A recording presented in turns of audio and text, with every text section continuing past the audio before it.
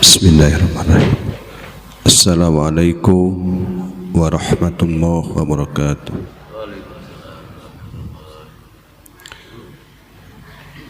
Alhamdulillahirabbil alamin. Hamdan katsiran thayyiban mubarakan fi. Mubarakan alaika ma yuhibbu rabbuna wa yarda. Asyhadu an la ilaha illallah wahdahu la syarikalah. Wa asyhadu anna Muhammadan abduhu wa rasuluh. Allahumma shalli ala Muhammad wa ala ali Muhammad kama shallaita ala Ibrahim wa barik ala Muhammad wa ala ali Muhammad kama barakta ala Ibrahim bil alamin innaka Hamidum Majid. Allahumma iftah qulubana wa ajli absarana wa inna ala naili muttaqana. Rabbi zidni ilman warzuqni fahman. Alhamdulillah, para hadirin kaum muslimin yang sama-sama mengharapkan doa Allah Subhanahu wa taala pada kesempatan subuh kali ini. Alhamdulillah, Allah masih memberikan kesempatan kepada kita, berikan kesempatan sampai dengan saat ini. Allah masih memberikan kesempatan berupa usia sampai dengan hari ini, dan juga Allah masih memberikan kesempatan kita bisa melaksanakan saum di bulan Ramadan di tahun ini. Dan alhamdulillah kita juga masih berikan banyak kenikmatan yang lain oleh Allah Subhanahu wa taala. Mudah-mudahan kita semua menjadi hamba-hamba Allah yang selalu bersyukur. Salawat dan salam semoga selalu tercurah kepada junjungan alam Nabi kita Nabi Muhammad sallallahu alaihi wasallam, kepada keluarganya, kepada para sahabatnya, kepada para tabi'in, tabi'in sampai kepada kita semua yang sama-sama mengikuti ajarannya. Hadirin kaum muslimin, alhamdulillah kita saat ini sudah memasuki hari yang ke-20, dan ini adalah kita masuki 10 hari terakhir di mana Rasulullah SAW di 10 hari terakhir di bulan Ramadan, Rasulullah mencontohkan Allah semakin mengecangkan ikat pinggangnya untuk bersungguh-sungguh di bulan Ramadan ini, karena sungguhnya kita tidak ada jaminan bisa masuk lagi di bulan Ramadan yang akan datang, di tahun yang akan datang. Walau alam kita semua tidak tahu. Kesempatan yang Allah berikan kepada kita mudah-mudahan bisa dimanfaatkan oleh kita sebaik-baiknya, sesungguh-sungguhnya. Bahwa disebutkan dalam hadis, man hurrima khairuha faqad hurima. Maka barang siapa yang dihalang dari kebaikan yang ada di bulan Ramadan, maka dia sungguh telah terhalang. Maksudnya adalah seseorang yang tidak bisa memanfaatkan di bulan Ramadan, apalagi di 10 hari terakhir, maka sungguh dia telah terhalang dari kebaikan. Di dalamnya bulan Ramadan yang Allah syahrun mubarakun, bulan yang diberkahi, dengan setiap harinya, setiap saatnya Allah memberikan rahmat kepada kita semuanya. Setiap harinya Allah memberikan ampunan kepada kita semuanya. Setiap harinya Allah memberikan kesempatan kepada hamba-hambanya adalah dijauhkan dari siksa api neraka. Mudah-mudahan kita semua mendapatkannya. Hadirin kaum muslimin, kesempatan pagi ini adalah saya menyampaikan tentang silsilah amalan hati dan penyakitnya. Pada kesempatan kali ini mungkin sudah saya sampaikan Tapi alangkah baiknya kalaupun diulang itu akan menjadikan keilmuan yang lengkap. Kalaupun lupa jadi ingat, kalaupun ingat menjadi lengkap, menjadi keilmuannya. Tentang pentingnya amalan hati, karena sungguhnya amalan hati ini adalah amalan yang afdol dibanding dengan amalan jawari. Kalau sholat itu adalah ada batasannya. Sholat 2 rakaat, 4 rakaat, 100 sampai 1000 itu adalah batasannya, dan pahalanya adalah pada saat kita melaksanakan apa yang kita laksanakan. Contohnya adalah sholat. Saum juga adalah ada pahalanya, tapi pahalanya adalah pada saat mengerjakan saum. Sedangkan amalan hati adalah amalan yang pahalanya tidak pernah berhenti. Tidak pernah berhenti, amalan yang pada saat hidup dan dibawa sampai mati. Amalan dan pahalanya akan berbekas sampai nanti di alam kuburan pun. Amalan hati ini akan sangat bermanfaat bagi kita semuanya.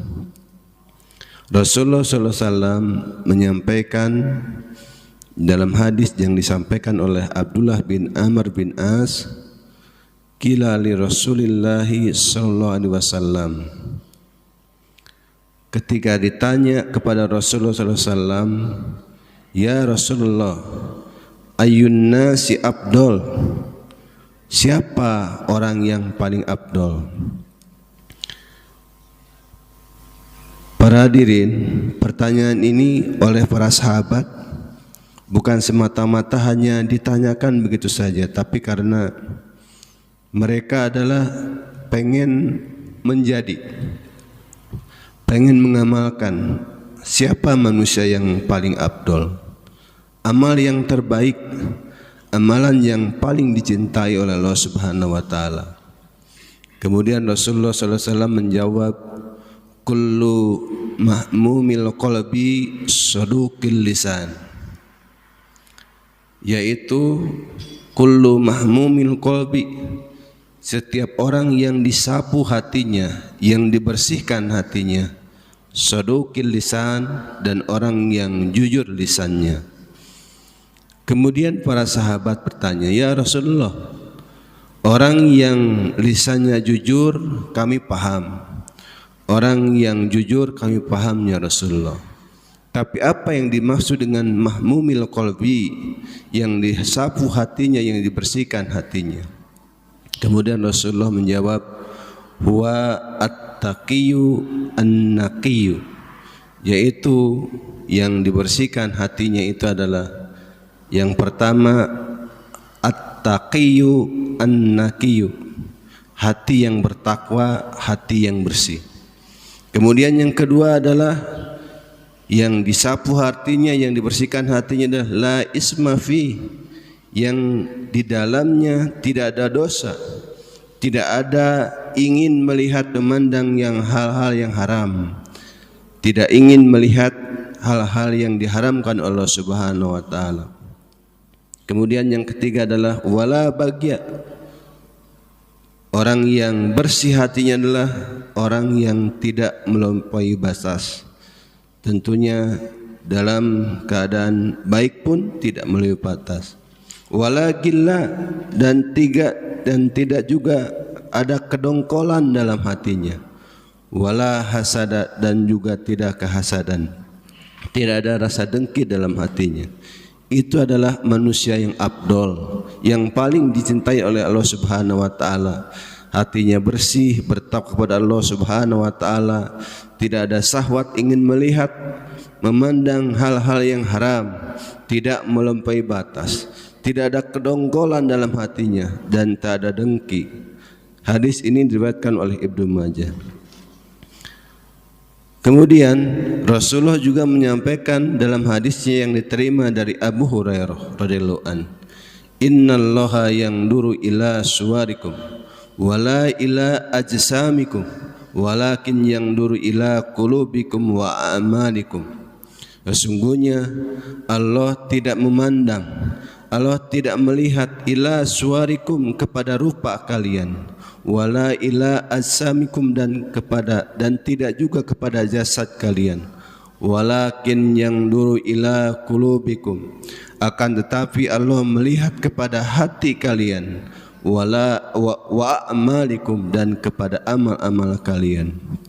Hadirin kaum muslimin, Allah tidak melihat rupa, tidak melihat bentuk fisik, rupa yang tampan, rupa yang cantik, fisik yang bagus, yang tegap, yang gagah, yang tinggi. Allah tidak melihatnya, tetapi Allah melihat walakin yang duru ila qulubikum, tetapi Allah melihat kepada hati kalian, wa amalikum dan kepada amal kalian. Seseorang beramal pastilah dengan hatinya, karena ada di antaranya orang yang beramal tapi hatinya beda, karena pengen dilihat oleh orang, karena ria. Orang beramal karena pengen didengar oleh orang. Makanya yang paling penting adalah ila qulubikum. Makanya disebutkan adalah yang paling afdol, ya, yang paling afdol di hadapan Allah Subhanahu wa taala. Saduqul qalbi, yaitu yang dibersihkan hatinya. Mahmumil qalbi, orang yang dibersihkan, yang disapu hatinya. Inilah pentingnya pelajaran tentang amalan hati, karena sungguhnya amalan hati ini tadi saya sebutkan di dunia sampai dengan dibawa ke alam akhirat, sampai dengan ke alam kubur.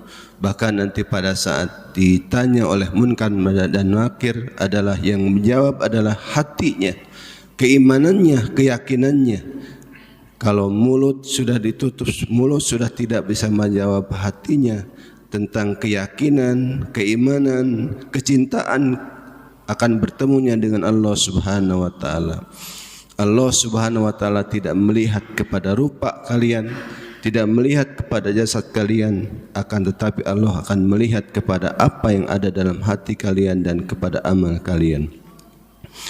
Dan kemudian Allah Subhanahu wa taala menyampaikan di surat Al-Hujurat ayat 13, ya ayuhan nas inna khalaqnakum min dzakari wa untha wa ja'alnakum syu'uban wa qabaila lita'arafu inna akramakum indallahi atqakum innallaha alimun khabir. Wahai sekalian manusia, sesungguhnya kami menjadikan kepada kalian dari laki-laki dan perempuan, dan kami jadikan kalian berbangsa-bangsa, bersuku-suku, supaya kalian saling mengenal.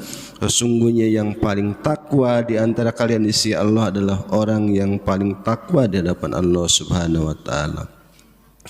Beberapa riwayat orang-orang yang badannya hitam legam yang menjadi budak, ternyata dalam perawi riwayat adalah mempunyai kedudukan di hadapan Allah Subhanahu wa taala. Seperti halnya Bilal, seorang budak yang tadinya adalah budak, kemudian dibebaskan oleh Abu Bakar menjadi seorang hamba yang beriman kepada Allah Subhanahu wa taala dengan ketakwaannya.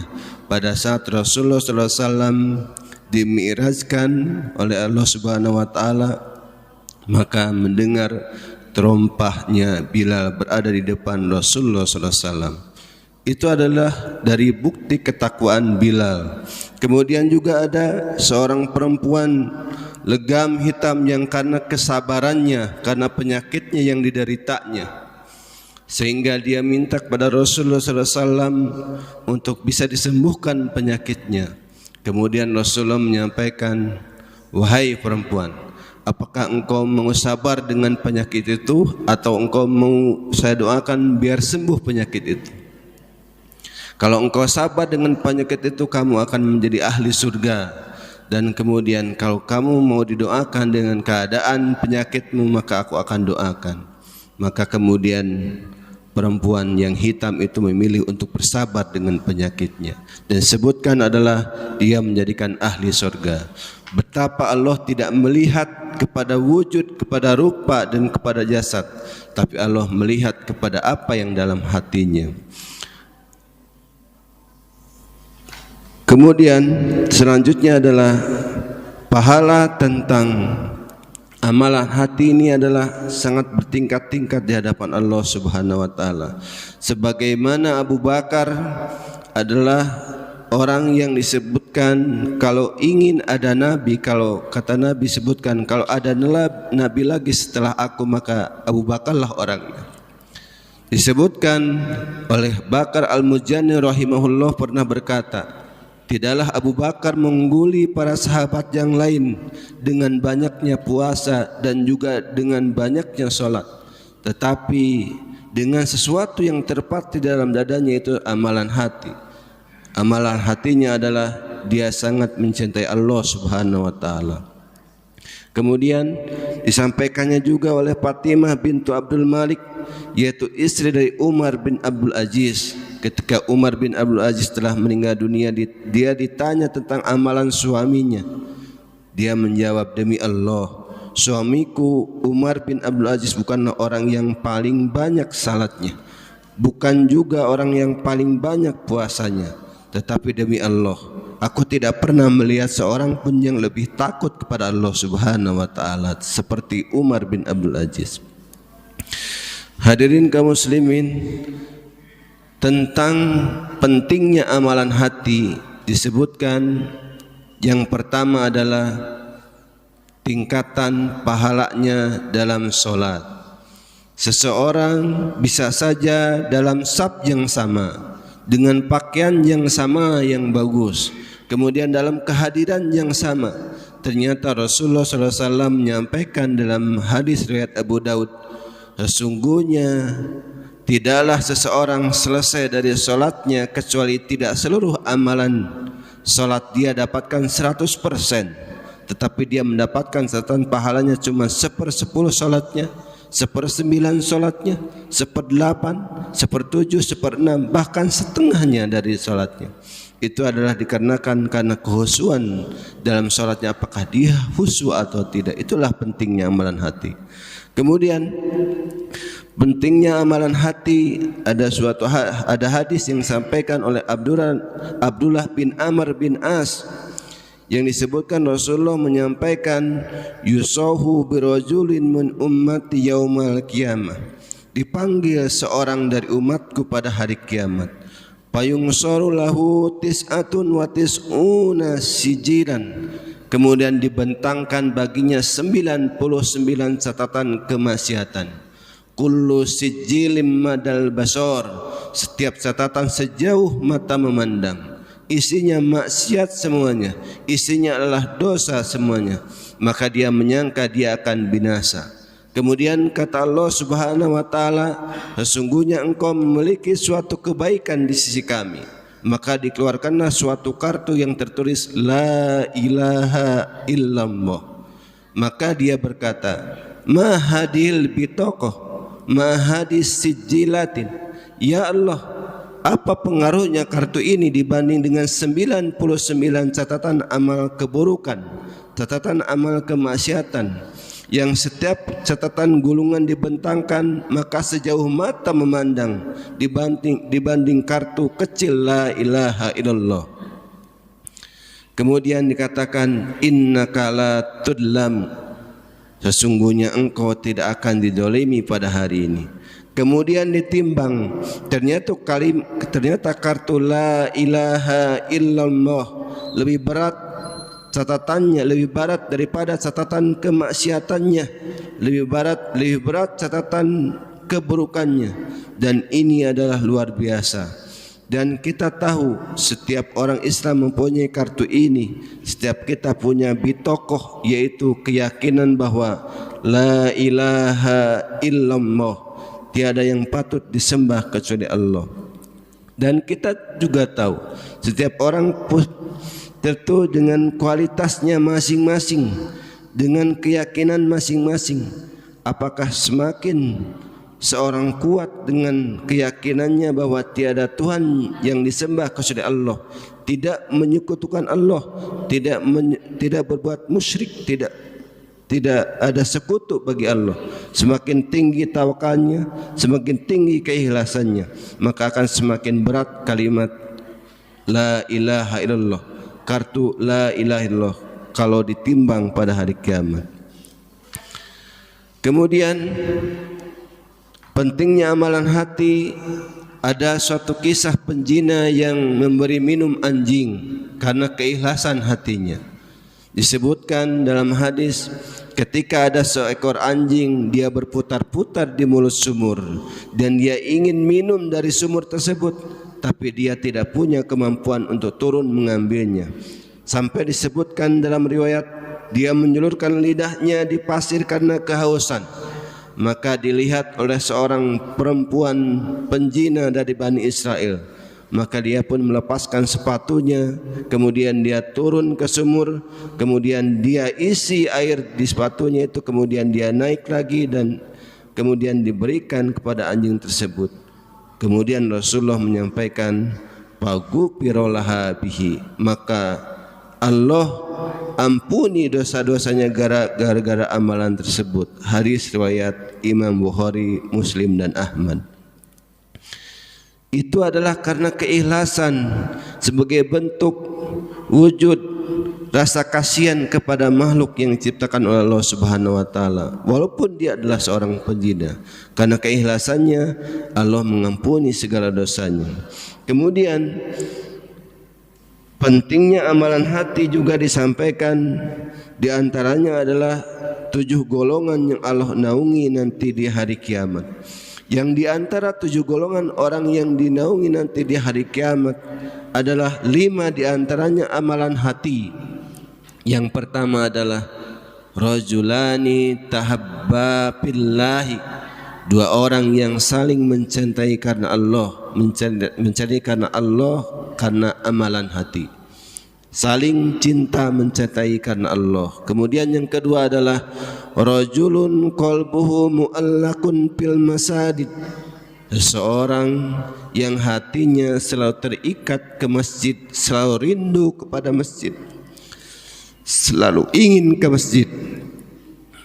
Kemudian yang ketiga adalah di antaranya seorang yang dirayu oleh wanita cantik, wanita yang kaya, kemudian dia tolak karena inni akhafullah. Padahal pada saat itu sudah tidak ada orang lain, hanya dia dan perempuan, tapi dia mengatakan inni akhafullah, rasa takut kepada Allah. Itu adalah amalan hati.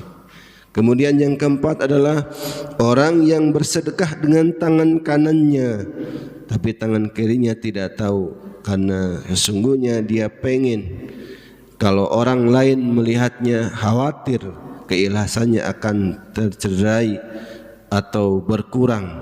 Maka orang yang bersedekah dengan tangan kanannya, kemudian tangan kirinya tidak tahu yang disedekahkan, karena dia menjaga keikhlasannya.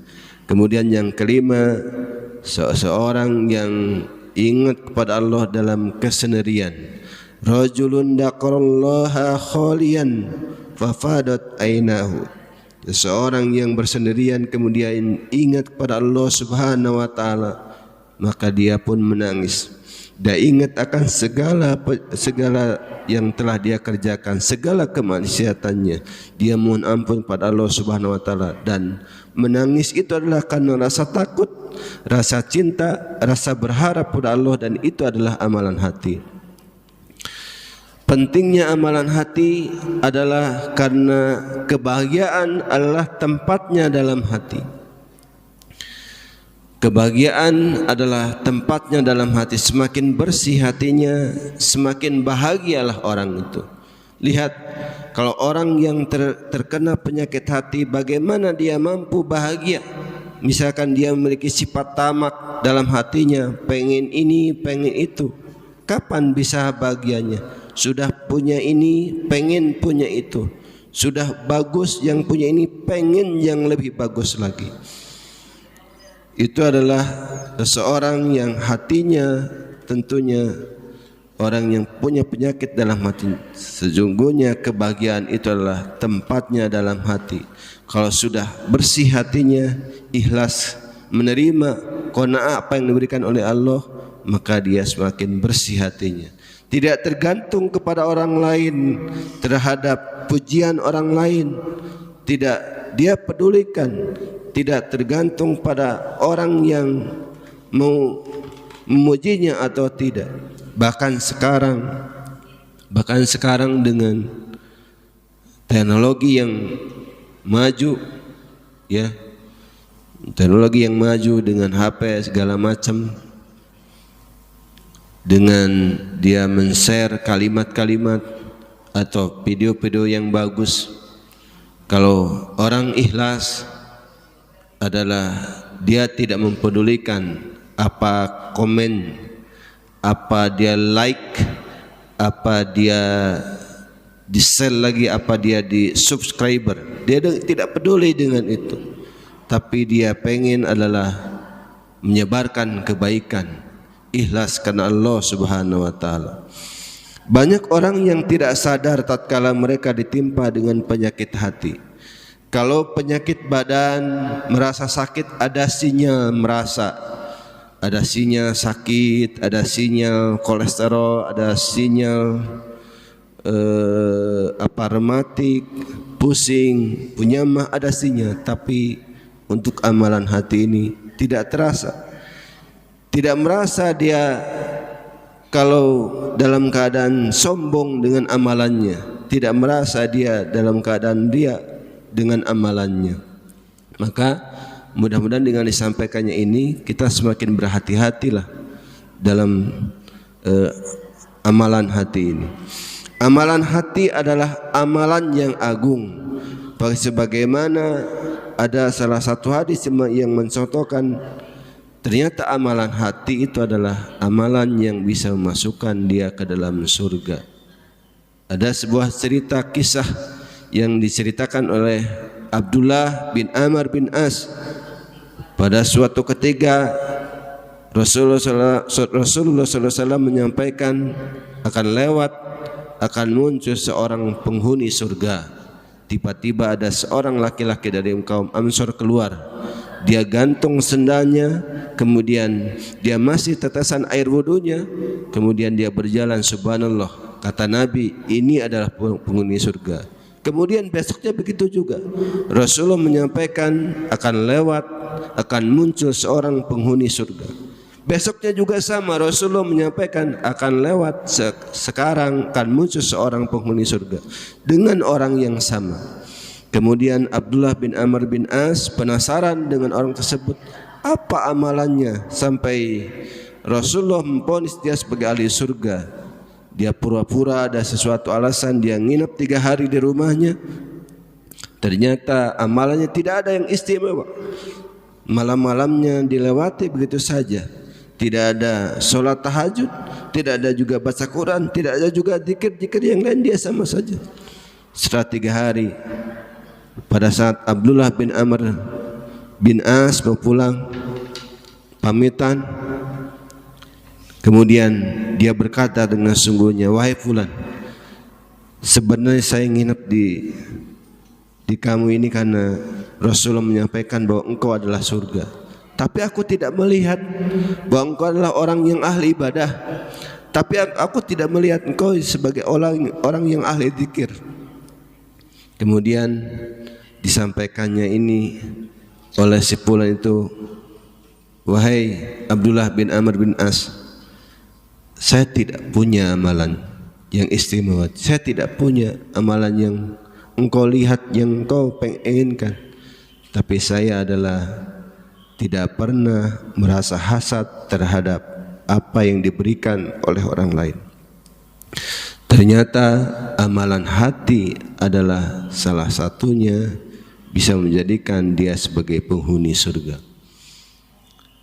Hadirin, mudah-mudahan materi saya bisa disampaikan di lain waktu. Masih banyak tentang pentingnya amalan hati.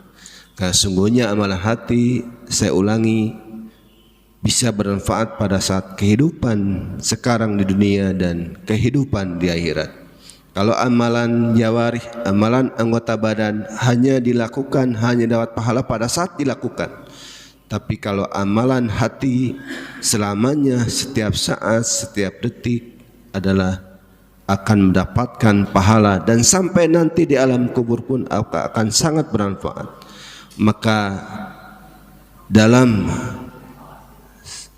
waktu yang sesingkat ini, mudah-mudahan jadi pelajaran bahwa kita semuanya tentang pentingnya amalan hati, dan mudah-mudahan di pertemuan berikutnya bisa disampaikan tentang penyakit-penyakit hati yang akan menodai hati itu sendiri, sehingga tidak menjadi hati yang bersih, hati yang ikhlas, hati yang selalu sabar, hati yang menerima tetap terhadap ketentuan yang Allah berikan. Insya Allah akan menjadi hati yang bersih, hati yang bahagia, hati yang senang dalam menjalani kehidupan ini. Mudah-mudahan dengan sampaikannya ini adalah pelajaran bagi saya sendiri, mudah-mudahan pelajaran dan ilmu bagi saya sendiri dan umumnya bagi para hadirin sekalian.